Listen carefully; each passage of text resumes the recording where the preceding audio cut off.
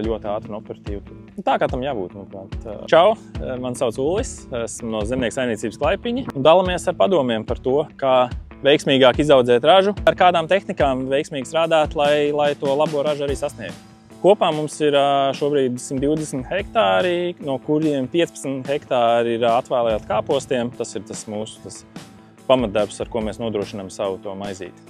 Kā mēs nonācām līdz Amazonai, protams, bija kaut kāds sākumā varbūt aizspriedums par to, ka šāda tipa tehnika jau tur paredzēta saimniecībām, 500 000 hektāru saimniecībām, visbiežāk graudu saimniecībām, un tika veikta paliela tirgus izpēte. Bija kaut kā atmiņā iespiedies, domāju, ka Amazon asociējās ar kvalitātes zīmi. Sāk izskatīt šo variantu un sazinoties ar Mārci, sākām vispār pētīt šo iespēju, kādas vispār opcijas pastāv. Patiesībā viņas reāli pastāv. Mums uz šiem 15 hektāriem, manuprāt, ir izdevies nokomplektēt miglotāju, kas, teiksim, manās sajūtās dara vairāk, kā es pat biju sev uzstādījis. Jebkurā reizē, kad sazinos ar Mārci, kad pateikt, tas miglotājs tiešām baigi labais ir. Tur viss man ļoti apmierina.